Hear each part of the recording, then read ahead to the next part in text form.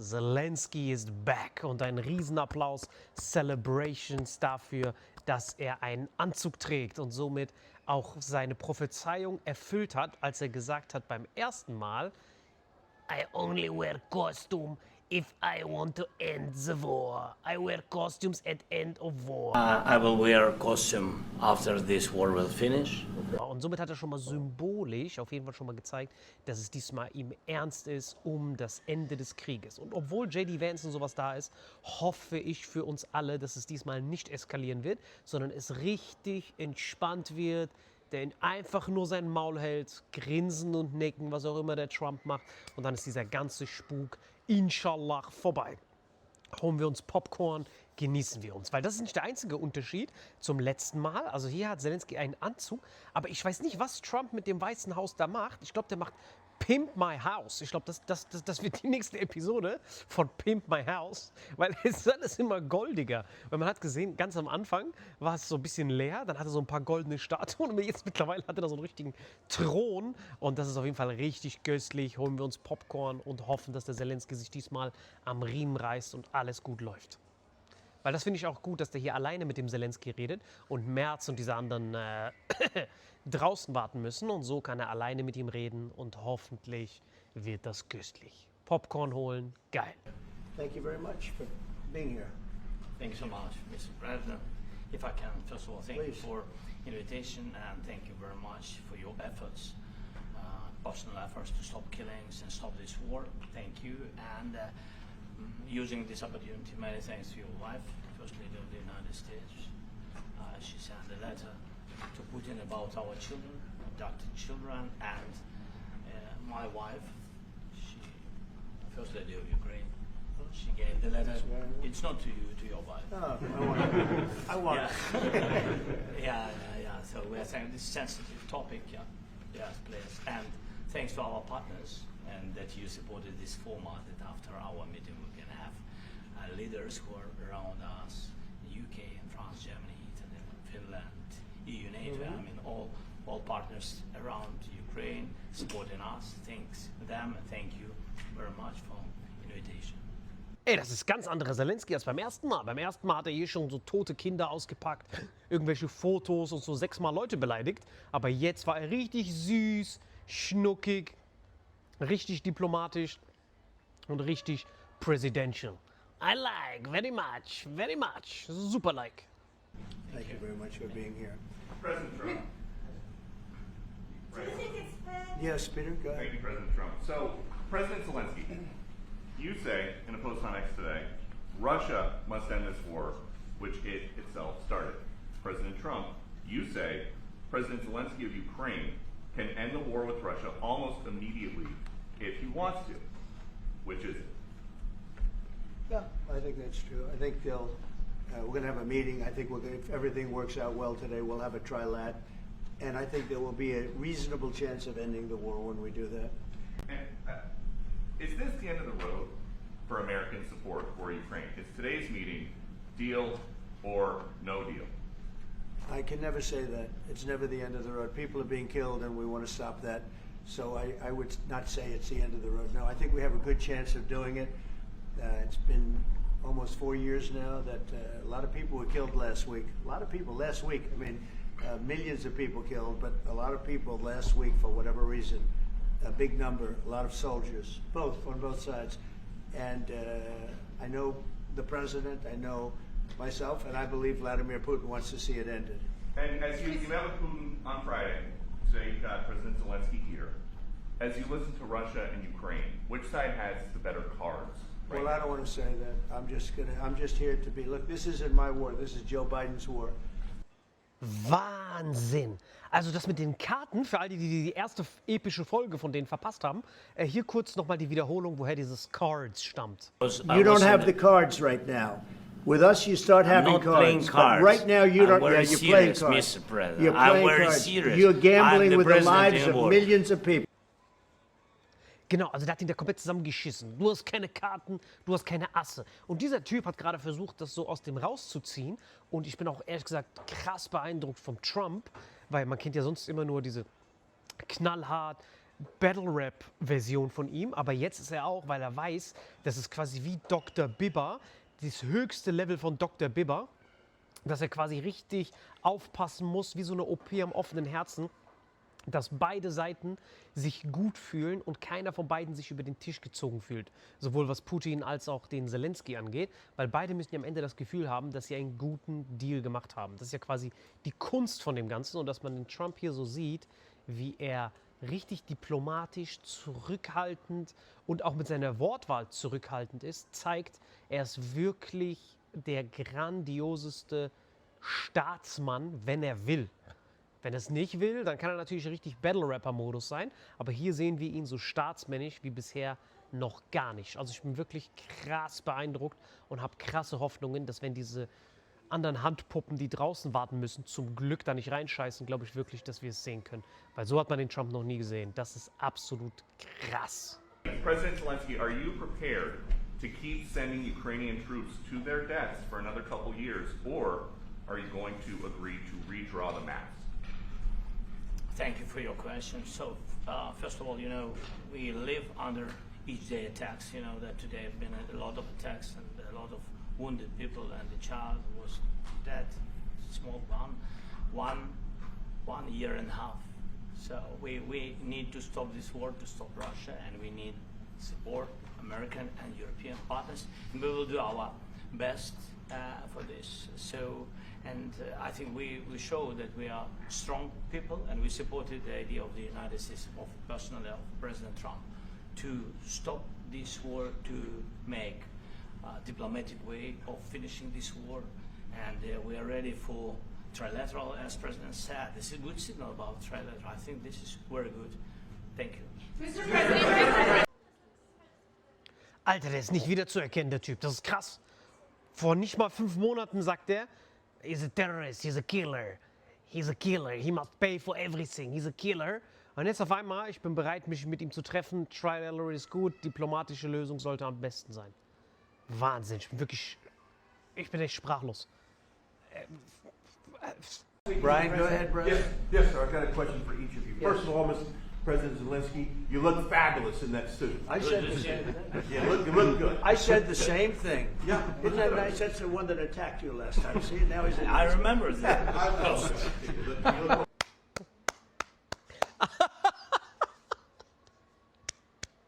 Ich lieb's, das ist das beste Video, was es gibt.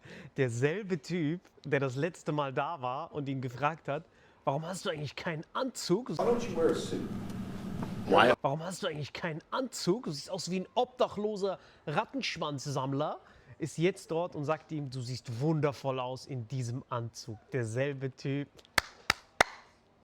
No, my first question for you, But President you Zelensky. are in the same suit.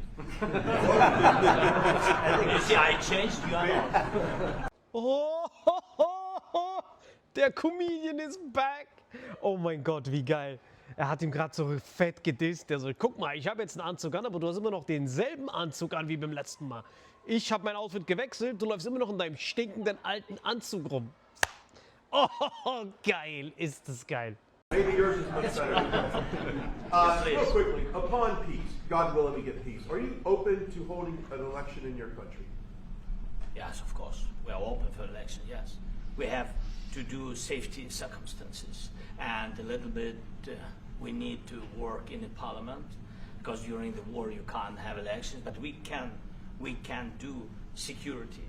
We need, maybe, how to say, we need a truth, yes, everywhere, in the battlefield, in the sky, in the sea, yeah, to make possible for people to do democratic, open, legal elections. So you say we are ready. during the war you can't have elections. So let me just say 3.5 years from now. So you mean if we happen to be in a war with somebody, no more elections? Oh, that's good. I wonder what the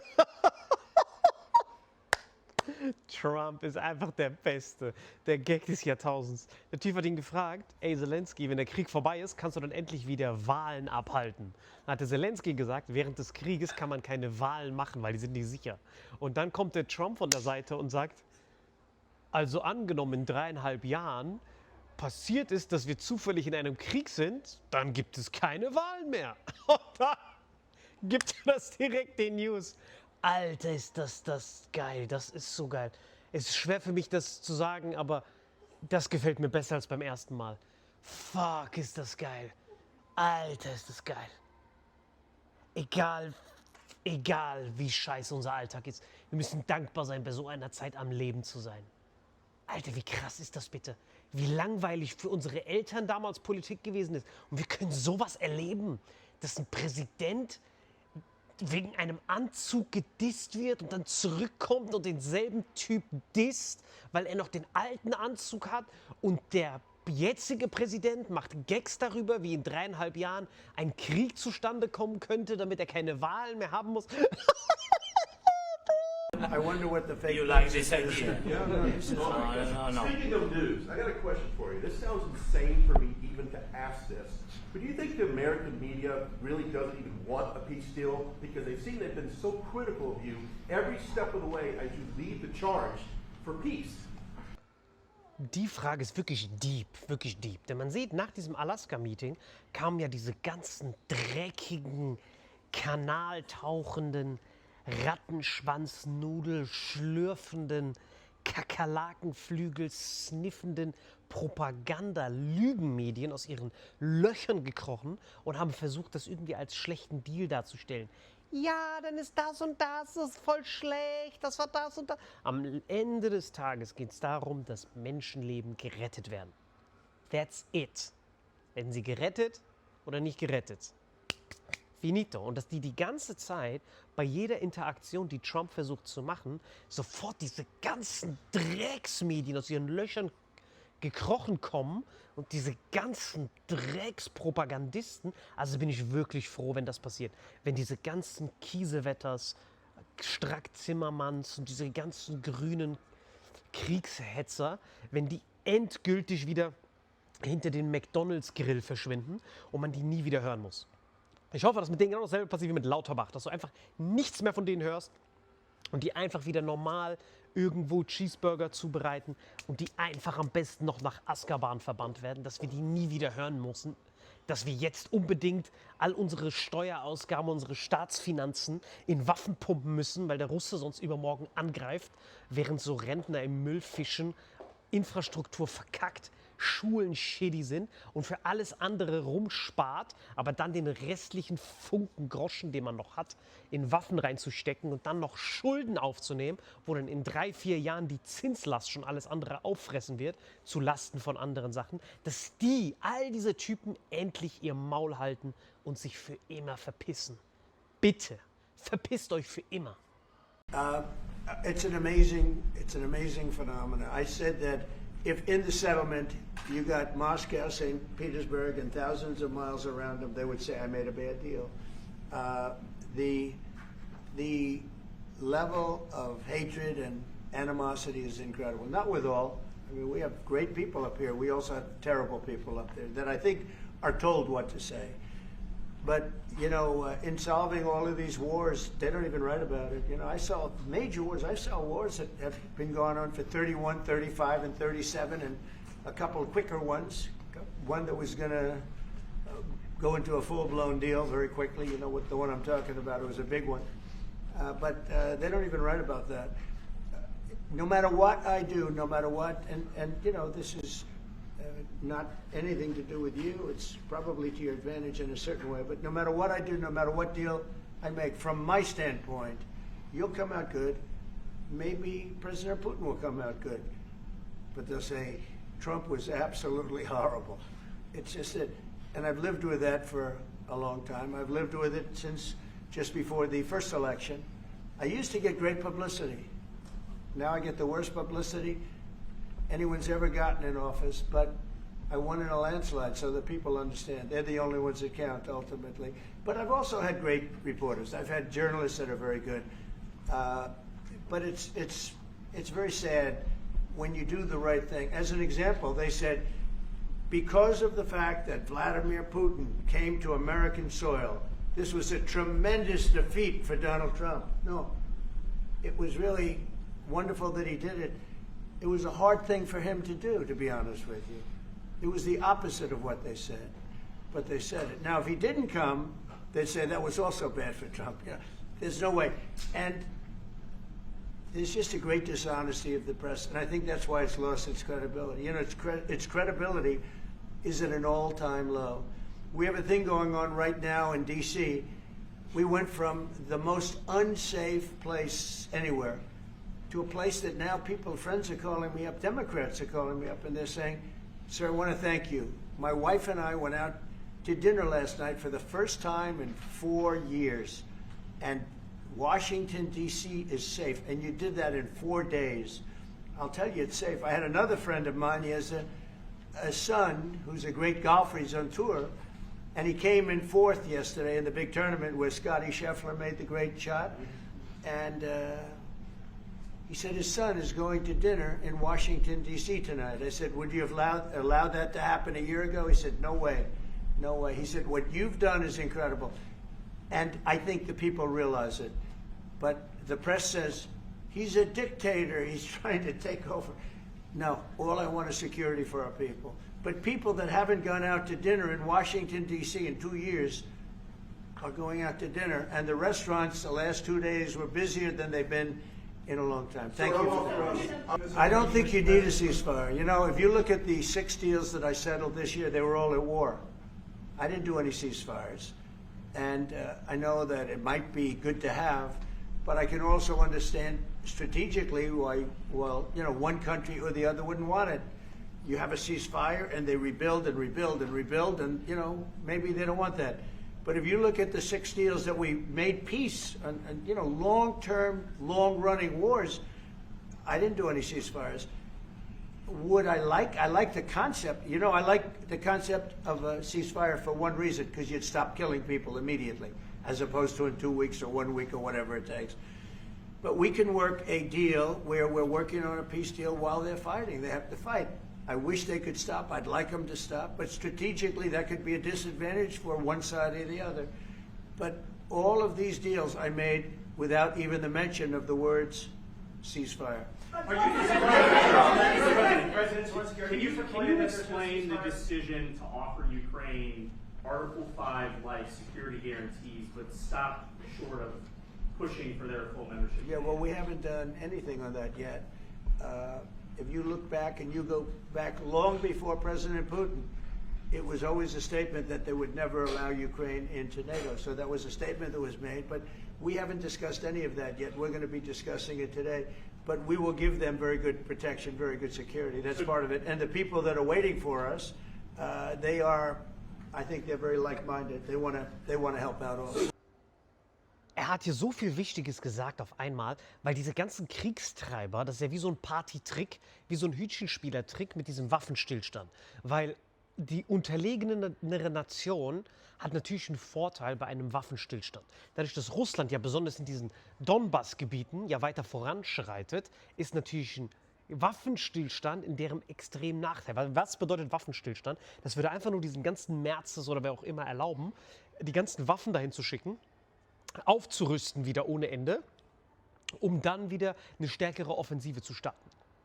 Aber dadurch, dass nie Ruhe drin ist, ist das eigentlich im Vorteil von Russland. Das heißt, diese Asymmetrie, je nachdem, ob ein Waffenstillstand was bringt oder nichts, das hat er hier gerade perfekt zusammengefasst mit dem Rebuild, Rebuild, Rebuild. Das ist quasi, wenn ein Waffenstillstand passiert, dann wird auf der einen Seite extrem aufgerüstet und auf der anderen Seite wird dann abgerüstet und das Momentum geht verloren. Das ist quasi das, was er hier beschreibt. Und gleichzeitig ist es richtig faszinierend, wenn man zurückgeht, man sieht, wie der Zelensky nickt, als er sagt, dass NATO für Ukraine keinen Sinn ergibt und vom Tisch ist. Man sieht, dass er da nickt und zustimmt und das ist krass. Das heißt, er hat sich damit abgefunden, alles ist futsch und wir sind echt so kurz davor. Thank you, President Trump. The United States has already given hundreds of billions of dollars to this war effort in Ukraine. Biden. At best, it is a stalemate and the killing continues. So President Trump, how much more is the United States willing to give Ukraine? And President Zelensky, how much more do you want? Well, I'll start off just by saying we're not giving anything now. We're selling weapons. This is something before, I guess the number is well over $300 billion. That was under Joe Biden, a corrupt politician, not a smart man, never was. By the way, go back 40 years, he was not a smart man 40 years ago either, but now he's in particular bad. This was done by a corrupt administration that shouldn't have been in, and frankly, if the right results of the election were given, if I were president, this war would have never taken place, and he would have been very happy because he would have liked to have seen. I mean, they went through hell. He went through hell. This war would have never happened, and the people that were killed, a couple of million people, a lot of people with soldiers and everything else, and the people that have been displaced and forced into other areas and other countries because of what's happened, none of that would have happened. And I'm just saying that he was a horrible president, whether it was the borders or this. He was just a horrible, corrupt president. Mr. President, You want to answer? I can. Thank you so much. So first of all, we have possibility now to buy weapon from the United States. We are thankful for this program and this opportunity. We are thankful for Europe. They pay for this. And through NATO program, for example, Pearl and etc., we have some programs where we can have some money to finance this. And this is a part, I think, it's not a part for the war and to defend us. It also will be a part for security guarantees, to strengthen our army, to rearm Ukrainian army. This is very, very important. And it depends how much money we need to rearm. For example, the question of air defense, we spoke about it with President Trump, and I'm happy that we have now bilateral decisions and we work on it with production, American production. Nobody in Europe has so many air defense like Patriots, for example. We need it very much, and this is also about defending. And I think, I think the good news, we make the best military equipment in the world by far. You mentioned the Patriots. How good are they? Systems. We have systems, they're literally 100% foolproof. And it's really like shooting two bullets, two bullets hitting each other in the air in a space like this. The chance is 100%. It's 99 to 100%. So we sell the equipment to NATO. And NATO does what, I don't know what the arrangement is that you have with, but I know that they want you to have the equipment. And we're getting the best equipment in the world, but they pay us for the equipment.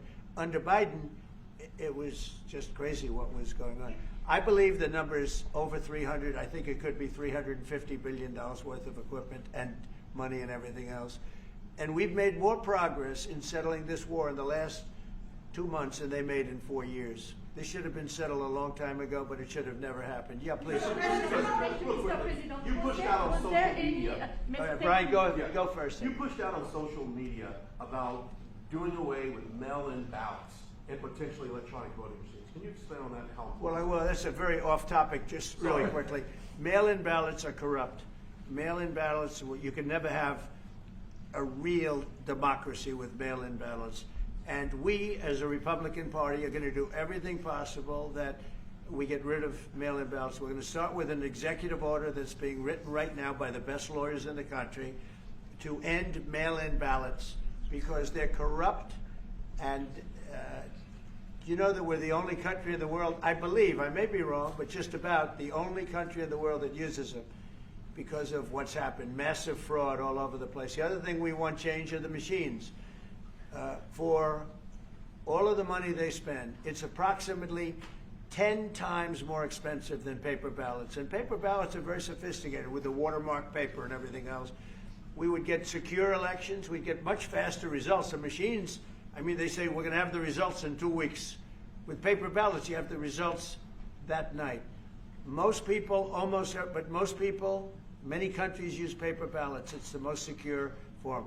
So between paper ballots, very, very important, paper ballots, and I think maybe even more important, the mail-in voting. We're going to end mail-in voting. It's a fraud. If you have mail-in vote, even Jimmy Carter with this commission, they set it up. He said the one thing about mail-in voting, you will never have an honest election if you have mail-in. And it's time that the Republicans get tough and stop it because the Democrats want it. It's the only way they can get elected. Because with men and women's sports and with transgender for everybody and open borders and all of the horrible things, and now the new thing is they love crime. They're fighting me on the fact that I've made Washington, D.C. safe. We're not going to get mugged, beaten up, or killed like all the people you've been watching get so badly hurt. I'm glad. I hate to take your time in this, but I'm glad you asked me that question. We're going to stop mail-in ballots because it's corrupt. You know, when you go to a voting booth and you do it the right way, and you go to a state that runs it properly, you go in. They even ask me. They asked me for my license plate, for identity. I said, I don't know if I have it. He said, sir, you have to have it. I was very impressed, actually. But it's very hard to cheat with mail-in voting. As you know what happens in California, it's so corrupt, where some people get 5, 6, 7 ballots delivered to them. Now, we got to stop mail-in voting, and the Republicans have to lead the charge. The Democrats want it because they have horrible policy. If you have mail-in voting, you're not going to have many Democrats get elected. That's bigger than anything having to do with redistricting, believe me. And the Republicans have to get smart. We're not going to have a country. I said for a long time at rallies, you need borders and you need free and fair elections. Those two things, otherwise you don't have. We have strong borders now. In 90 days, Mr. President, we didn't have 0, 0, and 3 months. Not one person came in illegally into our country. In fact, even I find that hard to believe, but it's run by a little bit of a liberal group that put out the numbers, so I guess it's, but 0, 0, and 0. You go back a year ago, 2 years ago, 3 millions of people poured into our country. It was terrible. Thank you very much. What guarantees do you need from President Trump to be able to make a deal? Is it American troops, intelligence, equipment? What is it? Everything. And really, it includes 2 parts. First, strong Ukrainian army. That's what I began to discuss with your colleagues.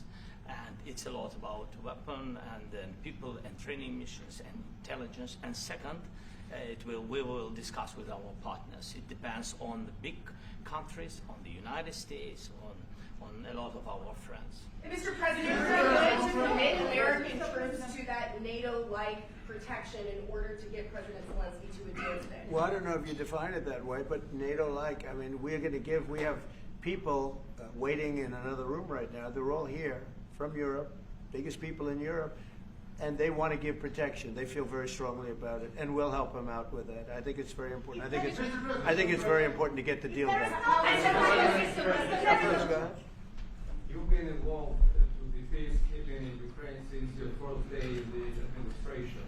What would you say to the Ukrainian people right now who are suffering under the Russian attacks and hoping that the American people will stand with them? Well, I know Ukrainian people. I've known many over the years. They're great people. They're smart. They're energetic. They love their country. I mean, they love their country, and we want to get this war ended. That's all I can do. I love the Ukrainian people, but I love all people. I love the Russian people. I love them all. I want to get the war stopped. Very important. Mr. President, was there any aspect of your discussion with Vladimir Putin that left you disappointed? Look, we just spoke to, I was just telling the president, I just spoke to President Putin indirectly, and we're going to have a phone call right after these meetings today. And we may or may not have a trilat. If we don't have a trilat, then the fighting continues.